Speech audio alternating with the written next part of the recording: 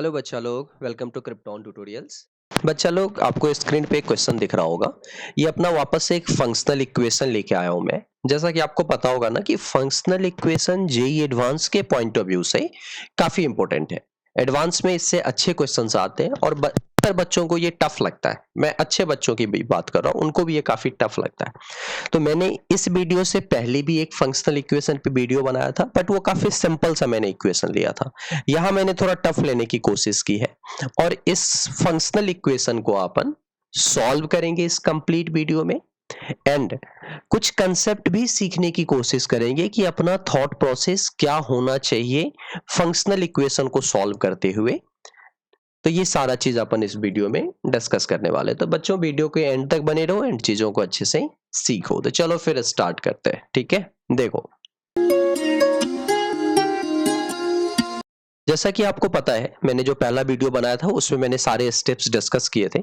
जो सबसे पहला चीज अपन लिखते हैं बच्चा फंक्शनल इक्वेशन में, वो फर्स्ट डेरिवेटिव जो होता है आपका फर्स्ट प्रिंसिपल मेथड जो होता है वो आप लिख लोगे। That is limit h approach zero, F dash of x निकालने का जो फॉर्मूला होता है F of x plus h minus f x upon में एच। इसको लिख लिया अपन ने, ठीक है बच्चा, हो गया। अब सेकेंड स्टेप में क्या करते हैं अपन कि ये जो गिवन फंक्शनल इक्वेशन है इसको यूज करने की कोशिश करोगे यहाँ पे।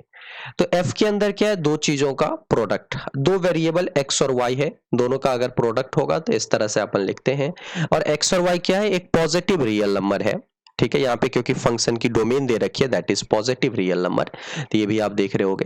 तो यहाँ पे बेसिकली दो चीजों का प्रोडक्ट होना चाहिए। ये जैसे यहाँ पे x प्लस एच लिखा है, तो यहाँ पे अगर दो चीजों का प्रोडक्ट अपने को करना पड़ेगा, क्योंकि सेकेंड स्टेप जो इस तरह के क्वेश्चंस में बच्चा सॉल्व करते हुए होता है वो यही होता है कि फंक्शनल इक्वेशन को अपन यूज किस तरह से करें। तो यहाँ पे जब दो चीजों का प्रोडक्ट है तो यहाँ भी आपको दो चीजों का प्रोडक्ट लाना पड़ेगा अंदर में।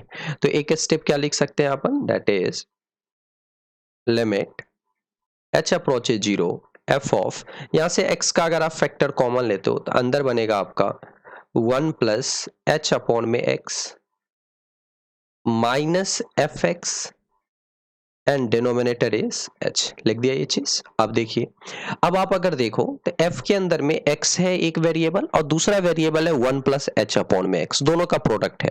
तो ये तो x की तरह काम करेगा और ये पूरा किसकी तरह काम करेगा, y की तरह। तो f of x into y, तो क्या लिखेंगे, एफ एक्स अपॉन में y होता है प्लस एफ वाई अपॉन में x होता है। तो बिल्कुल यही वाली चीज, यही फॉर्मूला जो फंक्शनल इक्वेशन जो दे रखा है अपने को, यही वाली चीज यहाँ पे अपन यूज करेंगे। तो नेक्स्ट स्टेप में जो लिखोगे that is f dash of x, this is equal to limit h approach zero, यहाँ पे यूज करेंगे अपन बच्चा।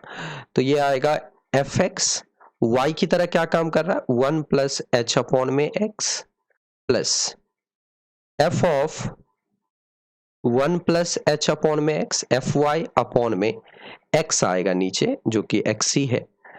तो इस चीज को अपन ने by using functional equation break कर दिया इस दोनों में।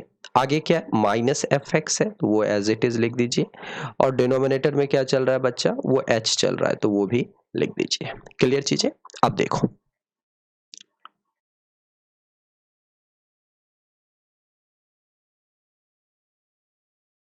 अब देखिए, आप अगर न्यूमरेटर वाला पार्ट देखो ना बच्चा, तो ये एफ एक्स अपॉन में 1 प्लस एच अपॉन में एक्स माइनस में एफ एक्स है, तो ये दोनों एफ एक्स का ही टर्म है। तो यहाँ पे एफ एक्स का फैक्टर कॉमन ले लेते हैं और इकट्ठा करके अपन लिख लेते हैं इसको। तो दिस इज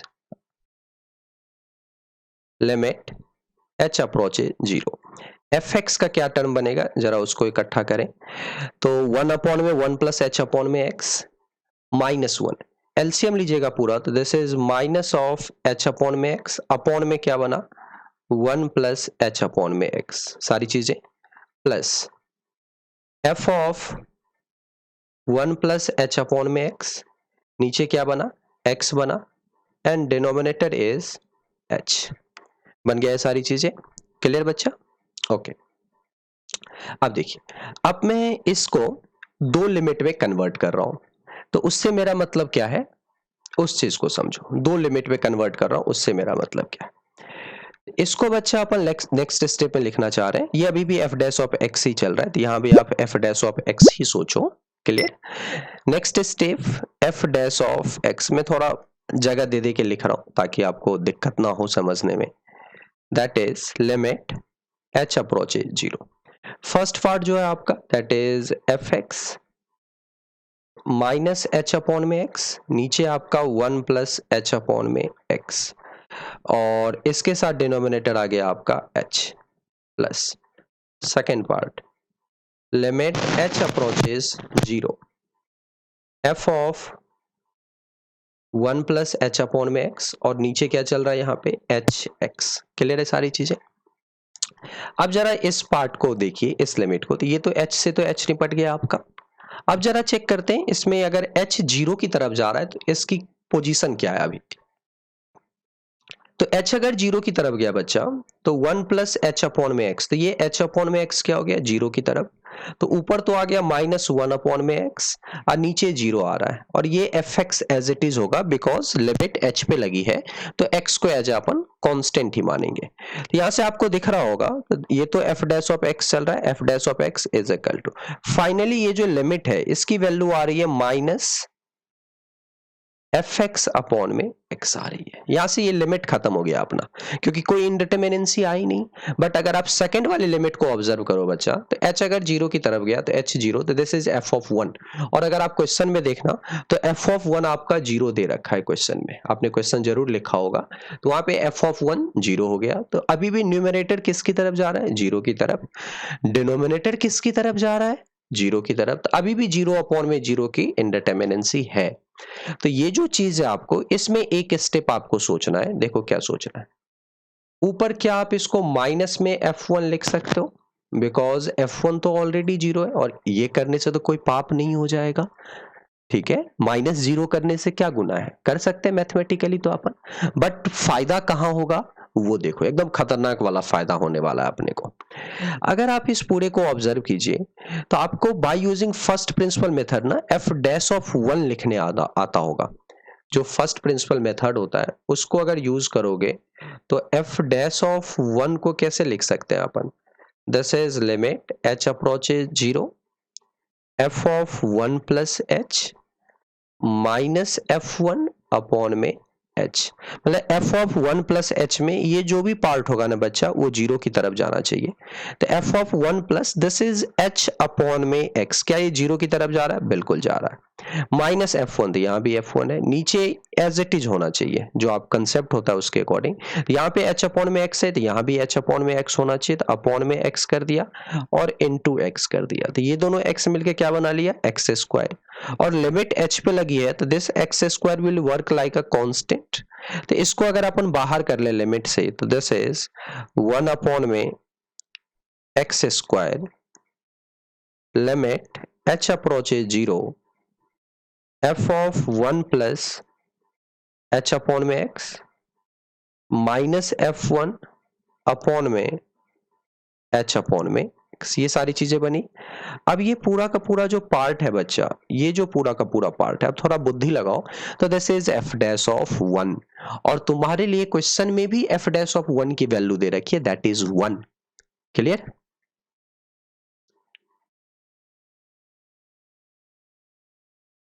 अब क्वेश्चन में अपना क्या है f डैश ऑफ 1 भी दे रखा है, तो दिस इज 1। तो अब ये बना f डैश ऑफ x, क्या बना फाइनली फंक्शनल इक्वेशन जो बनी, जो अपने को डिफरेंशियल इक्वेशन टाइप की अब चीजें बनेगी, f dash of x is equal to minus f x upon में x प्लस 1 अपॉन में एक्स स्क्वायर। अच्छा ठीक है ना चीजें, तो अब यहां से देखिए, तो no this is df upon में dx, clear, plus of f upon में x is equal to 1 upon में एक्स स्क्वायर। क्लियर है बच्चा चीजें। अब अगर थोड़ा सा और सोचो, ये क्वेश्चन अपने आप में अच्छा क्यों है, क्योंकि क्वेश्चन स्टार्ट होता है बच्चा फंक्शनल इक्वेशन से। अब वो फंक्शनल इक्वेशन में यहां तक सोचना अपने आप में बड़ा मेहनत वाला काम है। ये ऐसा नहीं हो सकता किसी बच्चे से कि पहली बार एकदम प्रैक्टिस कर रहा हो और उसको पहली बार में ही दिख जाएगा सारी चीजें, ऑलमोस्ट इम्पॉसिबल होता है। आपको बस एक सही ट्रैक पे चलना है, जो आपको मैंने इस वीडियो में समझाया है। और इससे पहले की भी एक फंक्शनल इक्वेशन के वीडियो मैंने यही चीजें बताई है। जब आप यहां तक ले आते हो तो आपको पता होता है कि ये जैसे ही एक डिफरेंशियल इक्वेशन बना, तो यहां से अपने को fx की वैल्यू निकालनी होती है। अब ये यहां से भी थोड़ा सा टफ है। अगर आप इसको ऑब्जर्व करो तो this is linear differential equation in df upon में dx। लीनियर डिफरेंशियल इक्वेशन क्या, ये आपने डिफरेंशियल इक्वेशन के नाम के चैप्टर में पढ़ा होगा क्लास 12, और ये एनसीईआरटी में भी है लीनियर डिफरेंशियल इक्वेशन। ऐसा नहीं कि बच्चे जेईई एडवांस के सिलेबस में ही है तो 12th बोर्ड के बच्चों को क्लिक नहीं करेगा। ये है लीनियर डिफरेंशियल। क्या होता है लीनियर डिफरेंशियल इक्वेशन, अगर आपको ध्यान हो तो ये फॉर्मेट होता है dy अपॉन में dx plus py is equal to q, where p and q are function of x। तो यहाँ पे अपन इंटीग्रेटिंग फैक्टर डिफाइन करते हैं, ठीक है। अब मुझे लगता है आपको याद आया होगा कि यहाँ पे जो बच्चा इंटीग्रेटिंग फैक्टर होता है that is e to the power integral of p dx। ये इंटीग्रेटिंग फैक्टर होता है, इसको कैलकुलेट करेंगे। और सॉल्यूशन क्या होगा इस डिफरेंशियल इक्वेशन का, तो सॉल्यूशन होगा y times y into integrating factor is equal to integral of q into integrating factor और साथ में dx। ये होता है इस टाइप के डिफरेंशियल इक्वेशन का सॉल्यूशन, जहां पे p और q क्या है, this is function of x। तो सेम चीज आप देखो तो दिस इज dy अपॉन में dx plus of y upon में x। क्लियर ना बच्चा, मुझे लगता है आपको समझ में आ रहा होगा, इसलिए मैंने समझाने के लिए ये भी चीजें लिखी है। प्लस ऑफ y अपॉन में x, तो p इज 1 अपॉन में x। अगर आप कंपेयर कीजिए वहां से तो p इज 1 अपॉन में x और q की वैल्यू क्या आ गई 1 अपॉन में एक्स स्क्वायर। क्लियर। तो जैसे ही आपने इतना चीज लिखा तो बच्चा आपको इंटीग्रेटिंग फैक्टर भी दिख गया होगा।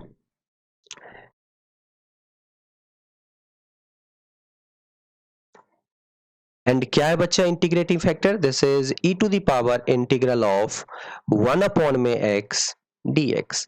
This is e to the power ln x, this is x। Clear. e to the power ln x, ln का भी बेस क्या होता है e, no property of log by using property of log। अगर ये भी e है, ln का बेस भी e है, तो फाइनली ये x देता है। तो इसका सॉल्यूशन क्या होगा बच्चा, सॉल्यूशन इज y, और y की तरह अपने क्वेश्चन में क्या काम कर रहा है, f काम कर रहा है। तो this is fx into integrating factor that is x is equal to integral of 1 upon में एक्स स्क्वायर इंटू x और साथ में dx। This is equal to integration of 1 upon में x dx। This is equal to 1 upon में x का integration with respect to x, this is ln x plus में c। तो fx into x is equal to ln x plus c।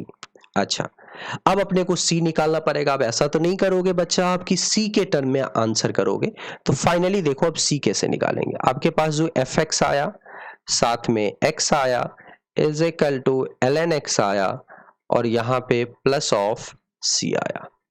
अब c निकालने के लिए क्या तरीका है, तो पुट कर दीजिए x इज इक्वल टू 1। तो नाउ दिस इज f1 और x के बदले 1 पुट करेंगे तो ये तो f1 हुआ बच्चा, ये 1 हो गया, दिस इज ln1 हो गया। क्लियर। और प्लस में c हो गया।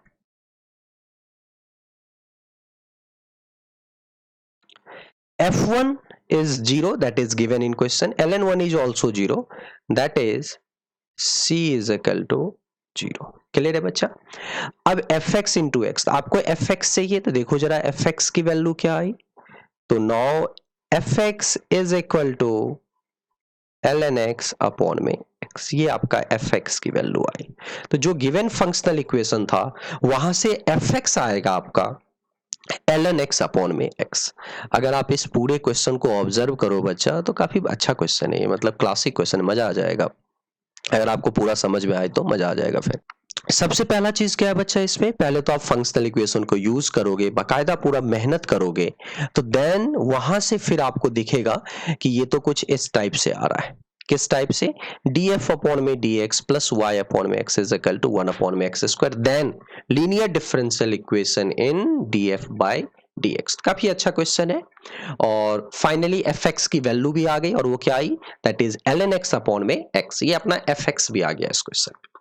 ठीक है बच्चों, तो उम्मीद है आपको सारी चीजें समझ में आया होगा। अगर आपको अभी भी कोई दिक्कत है तो आप कमेंट करके हमें बता सकते हो। एंड अगर आपको चीजें समझ में आए तो आप वीडियो को लाइक कीजिए, सब्सक्राइब करो and hit the bell icon for instant notification. And बच्चा वन इंपॉर्टेंट थिंग, आपको डिस्क्रिप्शन बॉक्स में चैनल का फेसबुक पेज का लिंक, इंस्टाग्राम पेज का लिंक एंड टेलीग्राम चैनल का भी लिंक मिल जाएगा। आप चाहो तो हमें टेलीग्राम चैनल पे फॉलो कर सकते हो फॉर मोर अपडेट्स। एंड वहां पे डेली वाइज हम लोग क्विज पोस्ट करते हैं, क्वेश्चन पोस्ट होता है, तो वहां पे भी आप चाहो तो हम लोगों से कनेक्ट हो सकते हो। तो बच्चा खत्म करते हैं इस वीडियो को यहाँ पे। Thank you very much.